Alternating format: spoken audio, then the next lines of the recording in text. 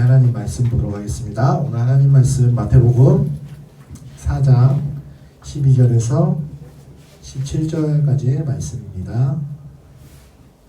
마태복음 4장 12절에서 17절까지의 말씀입니다. 다 찾으신 줄로 알고 한 절씩 교독하도록 하겠습니다. 예수께서 요한이 잡혔음을 들으시고 갈릴리로 물러가셨다가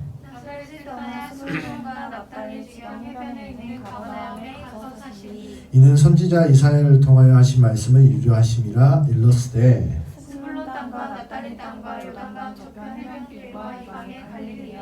흑암에 앉은 백성이 큰 빛을 보았고 사망의 땅과 그늘에 앉은 자들에게 빛이 비치었도다 하였느니라. 이때부터 예수께서 비로소 전파하여 이르시되 회개하라 천국이 가까이 왔느니라 하시더라. 아멘. 오늘도 이곳에 오신 여러분을 환영합니다. 여러분 혹시 암에 대해서 좀 아시나요? 암은 우리에게 좀 가장 무서운 질병 중 하나로 인식되죠. 그런데 여러분 세상에 수많은 암이 있어요. 암은 진짜 신체의 어느 부위에서든 또 발병하죠. 피부도 그렇고 뭐 혀도 그렇고요. 막 어디서든 막 암은 발병이 되는데 우리의 신체 중에서 암이 암세포가 붙지 못하는 한 곳이 있다고 합니다. 여러분 어디인지 아십니까? 심장이에요. 심장암은 없어요. 심장암. 심장에는 암의 세포가 붙지 못한다고 하더라고요. 그 심장에 암이 붙지 못하는 이유는 뭐냐면 심장이 따뜻한 피를 뿜어내기 때문이라고 해요. 따뜻한 곳에서 암세포가 살아남지 못하고 붙지 못한다는 것이죠. 두 번째 이유는 심장이 늘 일하기 때문이에요. 심장은 인간이 태어나서 한 번도 죽을 때까지 쉬지 않고 일을 합니다. 정상적인 사람은 대부분 60번에서 100번 정도 분당 심장이 뛰고요. 60번 뛴다고 하면 1시간에 3,600번이고 하루에 86,400번의 심장이 뛴대요. 그리고 70세까지 산다고 가정하면 600만 번이 넘게 쉴 틈 없이 계속 심장이 이제 뛰는 것이죠. 그렇게 인간의 심장은 이렇게 계속 뛴으로 말미암아 암이라는 가장 무서운 질병에서 건강할 수 있는 것입니다. 우리 신앙도 마찬가지인 것 같습니다. 고여있는 신앙, 여러분 정체되어 있는 신앙은 반드시 언젠가는 문제가 일어나기 마련입니다.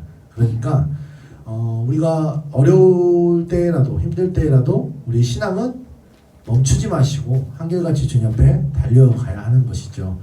그것이 우리에게 평생을 살아가는 그리스도인들의 사명인 것 같습니다. 특별히 이제 12월 달쯤 되면은 약간 한 해를 정리하는 느낌도 있고 좀 루즈해질 수도 있어요. 그런 느낌을 이제 딱 다시 잡으시고 또 연초를 힘있게 시작하셔서 또 다가온 2021년도 하나님의 은혜가 좀 충만하길 소망합니다. 말씀을 한번 나누도록 하겠는데요. 한 절 한 절 보시면서 말씀의 은혜를 좀 나누겠습니다. 먼저 오늘 처음 읽은 말씀 12절 말씀이죠. 12절 말씀을 다시 한번 우리가 읽어볼게요. 시작. 예수께서 요한이 잡혔음을 들으시고 갈릴리로 물러가셨다가. 자, 12절 말씀 초반부는 이렇게 말씀을 시작합니다. 예수께서 요한이 잡혔음을 들으시고 라고 시작합니다. 요한이 이제 잡혔다고 성경은 지금 기록하고 있는데요. 요한이 누구에게 왜 어떠한 이유로 잡혔는지 우리가 알아야겠죠. 요한이 누구에게 잡혔을까요? 잡힌 사건 왜 잡혔을까요? 마태복음 한번 찾아봅시다. 14장 3절 말씀 찾아봅시다. 마태복음 14장 3절 말씀 한번 찾아봅시다.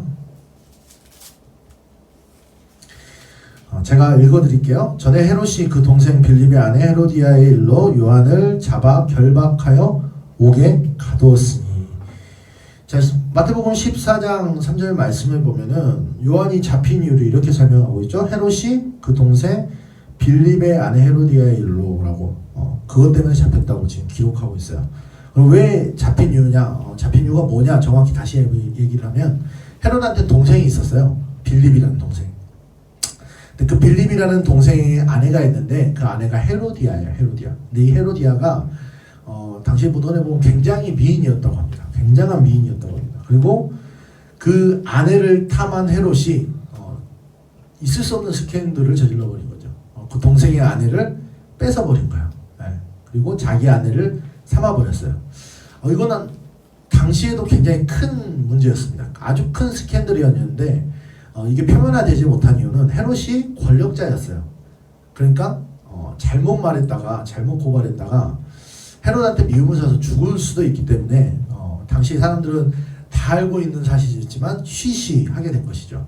그렇게 헤로디아를 아내를 삼고 헤롯이 살아가고 있는데 요한이 세례 요한이 이 사실을 두려워하지 않고 이 불의를 고발하죠.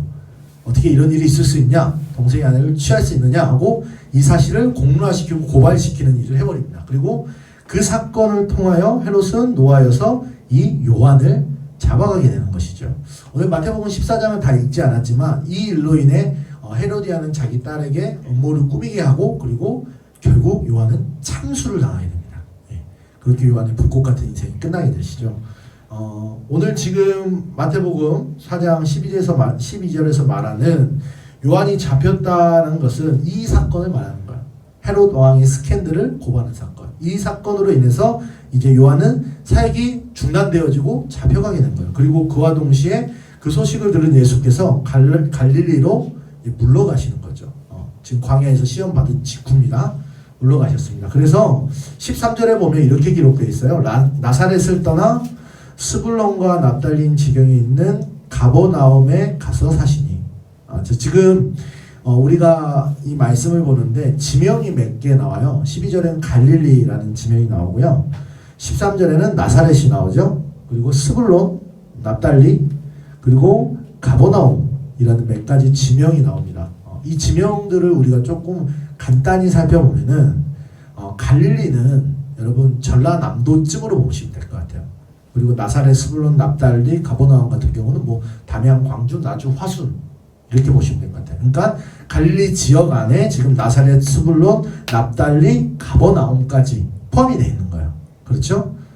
그리고 더 자세히 보시면 나사렛은 어느 곳입니까? 예수가 사셨던 곳. 베들레헴에서 태어나서 애굽 갔다가 나사렛 예수 그리스도라고 그러죠. 예수가 사셨던 곳, 어렸을 때 고향과도 같은 곳이죠. 그래서 나사렛은 그렇게 예수가 자라난 곳이었고, 스불론 납달리 지경에 있는 가버나움. 가버나움은 어디냐면 전에 제가 한번 말씀드린 적이 있는데 예수님께서 사역을 하시면서 그 사역의 베이스 캠프를 정하셨어요. 고향은 나사렛이었지만 나사렛에서 자기 집에서 왔다 갔다 하신 게 아니고 가버나움의 베이스 캠프를 잡으시고 가버나움에 있는 아마 베드로의 집으로 신학자들은 예측을 합니다. 베드로의 집에서 베이스 캠프를 삼아 갈릴리 지방에서 사역을 하셨어요. 그런데 우리가 알아야 할 것은 예수님의 사역의 대부분 한 70에서 80% 정도, 한 4분의 3 정도는 이 갈릴리 지방에서 행해졌다는 거예요. 갈릴리 지방을 중심으로 행해졌어요. 물론 다른 지역도 가셨지만 대부분의 사역이 이곳에 집중되었다는 것이죠. 자, 그러면 우리가 이렇게 예수님의 사역이 집중된 곳이라면 당연히 우리가 이 지역에 대한 이해가 조금 필요하겠죠. 왜 예수님은 이곳에서만 이렇게 사역을 집중하셔서 하셨을까? 그리고 오늘 말씀해 준 것처럼 왜 갈릴리였는지, 이곳이 어떤 땅이었는지 우리가 한번 쭉 살펴볼 필요가 충분히 있습니다. 그러면 말씀을 통해서 좀 보려고 하는데요. 이어지는 14절부터 16절까지의 말씀, 14절부터 16절까지의 말씀을 다시 한번 우리가 한 목소리로 읽어보겠습니다. 시작. 이는 선지자 이사야를 통하여 하신 말씀을 이루려 하시니라. 이르시되 스불론 땅과 납달리 땅과 요단강 저편 해변길과 이방의 갈릴리여, 흑암에 앉은 백성이 큰 빛을 보았고 사망의 땅과 그늘에 앉은 자들에게 빛이 비쳤도다 하였느니라. 아멘. 우선 말씀드리는 것은 이것이 예언의 성취라는 거예요. 마태복음은 큰 주제죠. 계속 누누이 말씀하는 거. 마태복음은 구약의 예언의 성취를 지속적으로 얘기하고 있어요. 지금 예수의 오심이나 예수의 사역이 그냥 공공연하게 누군가가 나타나서 그냥 우연적으로 행해진 것이 아니라 이미 구약부터 예언된 하나님의 예언의 성취라는 것을 또 증명하고 있는데, 또 하나의 예언의 성취를 지금 말하고 있는 것이죠. 그러면서 예수 그리스도에 대해서 이제 이 갈릴리 지방에 대해서 몇 가지를 말하는데, 흑암에 쌓여 있다는 것을 말하고, 또 하나는 재밌는 말을 해요. 이방의 갈릴리요. 이방의 갈릴리. 여러분 갈릴리가 어디 땅이죠? 이스라엘 땅이 맞나요? 아니, 이방인 땅인가요? 어떻게 알고 계세요? 갈릴리는 이스라엘 땅입니다.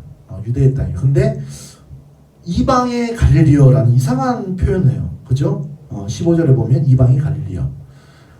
여러분 이방에 대한 개념이 이스라엘 사람들에게 어떻게 잡혀있는 대충 아시죠? 자기 백성에 대한 선민 사상이 있기 때문에 이방인들은 좀 배척당하고 이방인들은 좀 거룩하지 못한 자로 보는 것이 그들의 인식인데, 이 갈릴리 땅에 대해서 이방의 갈릴리어라고 하고 있어요. 본국의 영토인데도 이방의 갈릴리어. 이거는 굉장히 이례적인 표현이죠. 그러면 왜 이런 표현들을 흑암의 이방의 갈릴리오, 왜 이런 표현들을 하고 있는지 좀 말씀을 통해서 우리가 볼 필요가 있습니다. 먼저 열왕기상을 한번 찾아볼까요? 열왕기상 9장 10절부터 13절 말씀 한번 찾아보세요. 열왕기상 9장 10절에서 13절까지 말씀입니다.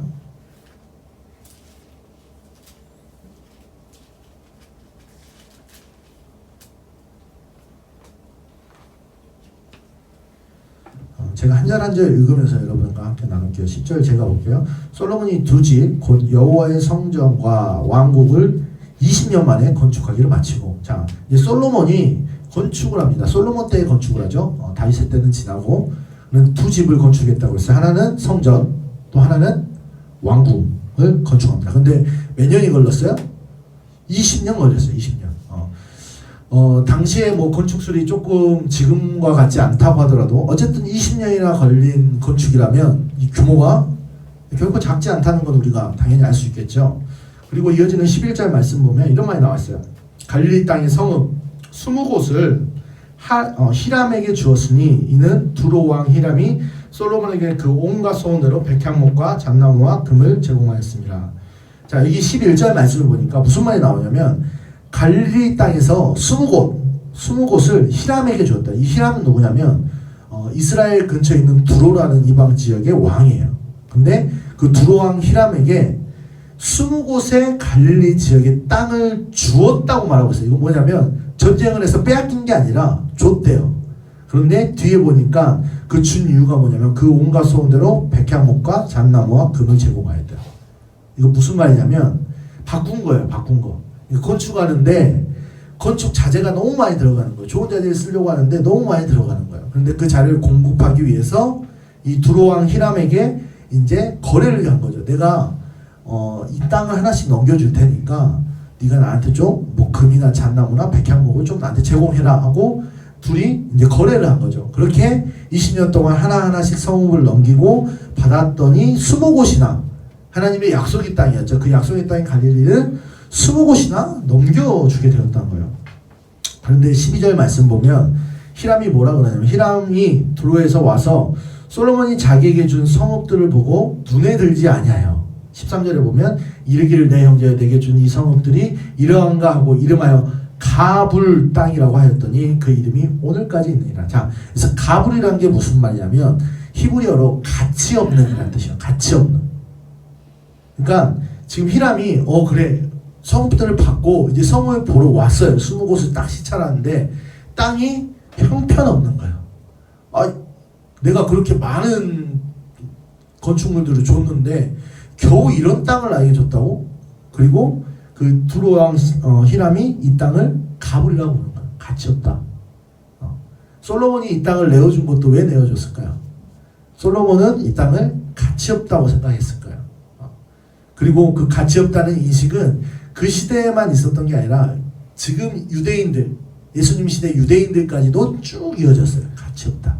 갈릴리 땅 별로야. 좋지 않아. 가치 없는 땅이야. 그렇게 이어지는 게 지금 갈릴리 땅이에요. 또 하나 더 봅시다. 자, 열왕기 하, 이번에는 열왕기 하로 넘어갑시다. 15장 29절로 한번 넘어가 보세요.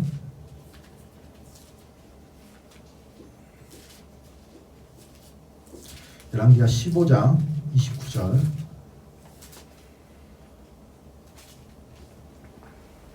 제가 읽어볼게요. 이번에도 이스라엘 왕 베가 때에 아수르 왕 디글라벨레셀이 와서 이온과 아벨벳 아마가와 야노아와 게데스와 하솔과 길르앗과 갈릴리와 납달리 온 땅을 점령하고 그 백성을 사로잡고 아수르로 옮겨갔더라.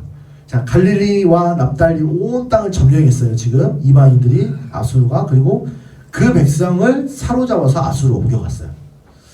이 사실을 우리가 주목해야 돼요. 자, 이스라엘 백성들이 이제 전쟁을 하게 되면 가장 침공을 많이 받던 지역 중에 하나가 갈릴리예요. 왜냐하면 이스라엘 영토를 보면 제일 북쪽 위쪽에 갈릴리 지역이 있었고, 중간에 우리가 잘 아는 사마리아가 있었고, 가장 남쪽에는 예루살렘이 있어요. 그래서 북쪽 루트에서 들어오는 다른 이방 나라들이 항상 즐겨 사용했던 전쟁 루트가 갈릴리 지역이었어요. 그래서 이쪽은 항상 좀 침공을 많이 받았습니다. 그런데 아수르에게 침공받았는데 결국 아수르에 의해서 갈릴리 온 땅, 납달리 온 지경까지 다 점령을 당한 거예요. 그리고 이 아수르라는 나라가 전쟁에서 정책으로 어떤 정책을 펼치냐면 그 지역에 아수르 사람들을 이주시켜요. 이제 아수르 땅화하기 위해서, 식민지화하기 위해서 아수르 사람들을 그쪽으로 보내죠. 그리고 그곳에 있는 사람들과 결혼하게 하고 그곳에 살게 해요. 그리고 갈릴리에 있는 사람들 역시 아수르로 데려와가지고 이곳에서 살게 해요. 그렇게 혼합 정책을 펼치는 거죠. 그렇게 이제 아수르 땅은 침공받고 그리고 그곳에서 이방인들이 들어와 살았던 그러한 땅이 된 거예요. 그래서 예루살렘이나 그 지역에 있는 사람들은 이 땅을 부정한 땅으로 보기도 했어요. 흑암의 땅, 그러한 이유로. 그래서 이 영토는 본국의 영토지만 아까 보았던 별칭, 이방의 갈릴리여라는 별칭이 이 땅에 붙게 된 것이에요. 실제로는 이방의 땅이 아닌데도 말이죠. 그런데 재밌는 것은 이 가치 없는 땅으로 여겨지고 어쩌면 버림받은 이방의 갈릴리라고 불려지는 이 별칭을 갖고 있는 갈릴리 지역에서 예수님은 잘하셨고, 예수님께서 이곳에서 본격적인 사역을 시작하는 시작의 부분이었고, 대부분의 사역 역시 이곳에서 행해졌습니다. 그리고 예수님의 사역의 말미에는 이곳에서 제자들과 마지막으로 다시 만나셨어요. 결코 의미 없는 지역이 아니에요. 그런데 이 지역에서 예수님은 본격적으로 사역을 시작하시면서 사역의 집중도도 이곳에 모두 집중되었다는 것이죠. 오늘은 우리가 이 부분에 대해서 좀 함께 생각해보고 은혜를 좀 나누려고 합니다. 여러분, 예수님이 왜 갈릴리 지역에서 그와 같은 일들을 하셨을까요? 다른 땅도 많으셨을 텐데 굳이 왜 예수님은 갈릴리 지역을 택하셨고 그 뜻은 무엇일까요? 제가 이 말씀을 준비하면서 언뜻 생각했을 때 이거 만약에 나라면 예루살렘에서 사역을 시작했을 텐데 라는 생각을 해봤어요. 왜냐하면 어차피 사역을 시작할 것이면 이왕이면 그 모든 문화의 중심이나 사람들이 가장 많고 영향력 있는 지역에서 사역을 시작해야 다른 곳으로 뻗쳐내기가 좋잖아요. 그런데 갈릴리는 시골이고 인정받지도 못하는 병방의 변두리였어요. 이곳에서 무슨 일이 일어나봤자 무슨 일이 일어나겠습니까? 그러려면 차라리 본토의 중심인 예루살렘에서 사역을 시작하는 게 훨씬 나을 텐데 왜 예수님이 굳이 갈릴리, 그것도 다른 사람들에게 가치 없다고 여겨지고 이방의 갈릴리라고 부를 정도의 흑암의 땅에서 왜 그곳에서 사역을 시작했을까? 우리는 이 부분을 조금 주목할 필요가 있다는 것이죠. 이 부분에 대해서 결론부터 말씀드리자면 하나님의 일은 여러분 꼭 메인 그룹이나 중앙에서 이루어지는 건 아니에요. 하나님의 일은 꼭 그렇지 않습니다. 그리고 특별히 오늘 본문에서 우리가 주목해서 봐야 할 것은 무엇이냐면 오늘 본문에서 예수님이 갈릴리를 택하신 것은 예수님의 사역의 본질을 우리에게 보여주고 있어요. 예수님의 사역의 본질은 무엇이냐면 여러분, 예수님이 사역하시는 것이 힘 있는 자들에게 주목받기 위해서, 힘 있는 자들을 돕기 위해서 사역을 시작하셨습니까? 그들이 제외된다는 건 아니에요. 그런데 예수님의 사역에서는 대부분 병든 자 또는 과부 또는 고아 또는 소외된 자 또는 거룩하게 여김받지 못하는 죄인들, 그런 사람들과 함께 하셨고 사역을 하셨어요. 여기서 우리는 이 사실에 좀 주목해야 합니다. 이것은 무슨 말이냐면 예수님의 사역에는 경계가 없으셨다는 거예요. 여러분, 그 시대의 가장 큰 문제점이 뭐냐면 경계를 나누는 거였어요. 경계를 나누는. 무슨 경계를 나눕니까? 부정한 자와 거룩한 자를 나누는 거예요. 또 하나님의 구원을 받은 자와 구원받지 못하는 백성들을 나눠요. 죄인을 나누고 경건한 자를 나눠요. 부자와 거지를 나누고 과부와 고아를 버리고 병든 자와 건강한 자를 나누고 유대인과 이방인을 나누고 그렇게 경계를 만들었어요. 그리고 자기 부류들 안에서 그 은혜를 누리기를 좋아했어요. 그런데 하나님의 복음은, 예수 그리스도의 복음은 그런 것이 아니었어요. 그러한 이유로 예수님은 이 문제에 정면으로 부딪히는 거예요. 자, 여러분, 예수님의 십자가, 예수님이 이 땅에 왜 오셨습니까? 십자가 지러 오셨잖아요. 그런데 그 십자가는 누구를 위한 십자가입니까? 일부를 위한 십자가입니까? 아니죠. 그럼 누구를 위한 십자가입니까? 모두를 위한 십자가예요. 그 당시의 사람들만이 아니라 그 지역에 살던 사람들만 아니라 온 세계, 그리고 미래, 과거, 미래를 모두 포함한 모든 인류를 위한 십자가가 예수님의 십자가였어요. 그런데 그 당시에는 구원이라는 그 관념이 어디서 머물고 있었어요? 유대인들이라는 그 관점 안에서 머물러 있었던 거예요. 예수님은 이 관념을 깨고 예수님의 사역의 본질을 우리에게 알려주고 있는 거예요. 경계가 없다. 주님의 복음에는 경계가 없는 거야. 모두에게 필요한 것이 주님의 복음이야. 그리고 예수님은 대다수의 병든 자, 가난한 자, 고아, 과부, 소외받은 자, 그들을 위해 사역을 하셨고 그들과 함께 하셨던 거예요. 여러분 오해하지 마시는 게 여기서 부자나 그런 사람들이 다 빠진다는 건 아니에요. 많은 사람들이 그런 부류였기 때문에 예수님은 그들과 함께 했고 역시 물론 부자도 마찬가지고 그들과도 함께 하기를 원했죠. 그렇게 경계 없이 예수님 성역 없이 늘 함께 하시고 사역하는 게 예수님의 사역의 본질이었어요. 그렇다면 우리는 어떻게 살아가야 될까요? 우리도 그와 같이 살아가야겠죠. 여러분의 사역의 경계가 혹시 나눠져 있는지 한번 점검해 보셨으면 좋겠어요. 사역의 경계라기보다는 신앙의 경계. 내 신앙이 여기서 갇혀있는 그런 신앙은 아닌지 여러분의 신앙의 경계를 한번 살펴보세요. 교회 안에서만 그리스도인인지 교회 밖에서는 그리스도인이 아니고 가정에서는 내가 그리스도인인데 내가 이 친구를 만나면 그리스도인이 아니고 이런 경계가 혹시 나눠져 있지 않습니까? 더 나아가서는 여러분 구원받을 자를 혹시 여러분의 생각 안에서 가늠하고 있지는 않습니까? 많은 교회들이 모든 사람에게 구원이 필요하다고 말해요. 그런데 안타까운 것은 정작 제가 창궐한 곳에는 교회들이 들어가려고 하잖아요. 술집, 그리고 부정한 일들이 벌어지는 그곳, 우리가 생각하기에 이곳은 정말 죄가 가득한 곳이야. 이 사람은 너무 큰 죄를 지었어 라고 생각하는 그런 사람들에게까지도 우리가 복음을 전해야 돼요. 그런데 우리는 그것을 이론적으로만 생각하고 실제로 내 발걸음, 내 손이 그쪽으로 움직이질 않아요. 많은 교회들이.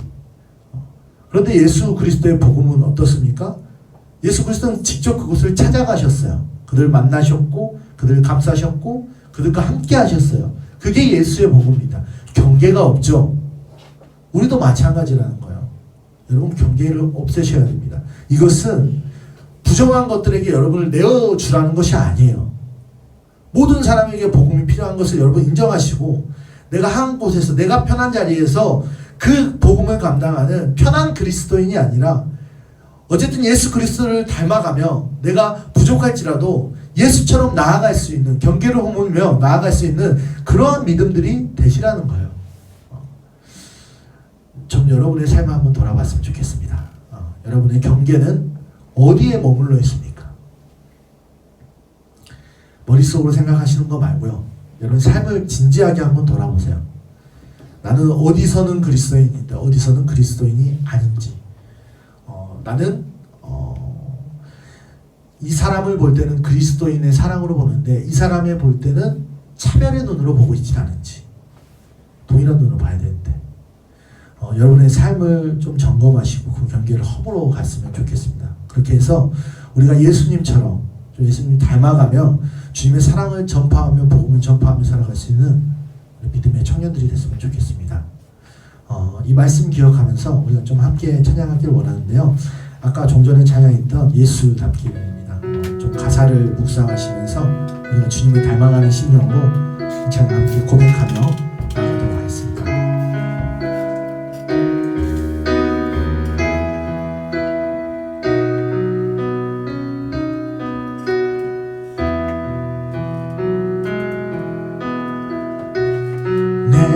삶의 소망 내가 바라는 한 분 예수 닮기를 내가 원하네 한없는 사랑 풍성한 긍휼 예수 닮기를 내가 원하네 예수 닮기를 예수 보기를 예수만 높이길 내가 원하네 내 평생 소원 예수 닮기를 예수만 닮기를 내가 원하네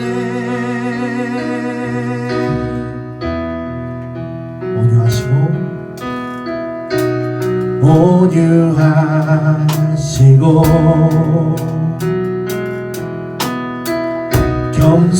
겸손하신 성품 예수 닮기를 내가 원하네 자비하시고 위로자 되신 주 예수 닮기를 내가 원하네